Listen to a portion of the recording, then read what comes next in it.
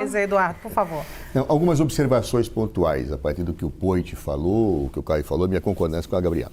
Em primeiro lugar, construção de presídios. Logo que eu assumi o Ministério da Justiça, Caio, Dilma Rousseff, que tinha uma grande sensibilidade pelo problema, enfrentou o caso de Pedrinhos no Maranhão. E ela me falou o seguinte: veja o quanto de dinheiro você precisa para trabalhar no limite da tua capacidade operacional com os estados para ampliar o sistema carcerário. Não dá para ficar como está. Nós tínhamos 300 mil vagas de déficit naquele momento. Hoje aumentou muito mais. Eu fiz um estudo com os governadores. Sabe quantas, aplicando R$1 bilhão, eu podia entregar? No máximo 30 mil. 30 mil vagas. E sabe quanto tempo demora um presídio para ser construído, Caio? Médio? 5 anos. Tempo médio. Ou seja, quando eu entregar as 30 mil vagas, trabalhando no limite operacional máximo da União dos Estados, já aumentou a população carcerária muito mais do que eu poderia ter feito. Ou seja, o sistema carcerário, se você falar em construção de presídios e não pensar em outras soluções, é enxugar gelo. Segundo ponto. É muito importante, quando você fala dos dados que você mencionou, você está falando do início, dos tipos criminais, quantos já. Se você esqueceu que 50% da população carcerária, até mais brasileira, vem de medidas cautelares, não de progressão de pena. É aí que está o problema, porque a cautelar é dada para vários tipos. E, notadamente, o tipo que mais leva a cautelares é o pequeno consumidor, que é taxado pelo operador do direito como traficante. É aí que está o problema. E você tem razão numa coisa, Caio. O traficante tem que ser combatido no rigor da lei.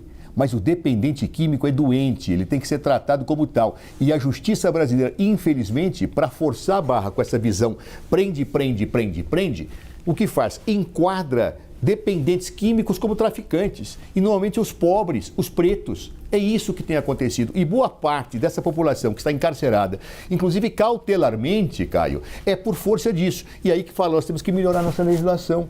Nós temos que diferenciar. E o Luiz Roberto Barroso, o ministro, chega a colocar isso nesse voto que você mencionou. Nós temos que separar o dependente químico do traficante, porque senão eu estou prendendo o aviãozinho lá que está vendendo porque ele precisa da droga para atender o seu vício, a sua dependência, e não estou prendendo o verdadeiro traficante, que ganha em cima disso. Então, Caio, isso é absolutamente equivocado.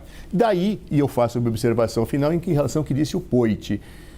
Poit, o ministro falou em nome pessoal e suscitou um debate. Aliás, essa não é bem nem a área dele mais diretamente, é também, mas é o Ministério da Justiça que tem mais esta atribuição desta fala. E ele fez uma fala muito oportuna, sabe por quê? Eu sou absolutamente contra o consumo de drogas. Como também sou contra a situação que nós temos de alcoolismo excessivo.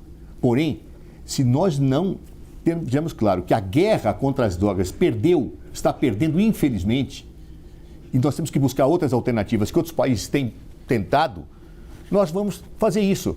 Constrói presídio, constrói presídio, constrói presídio, e a situação é essa. Aí o crime organizado começa a comandar o crime de dentro do presídio.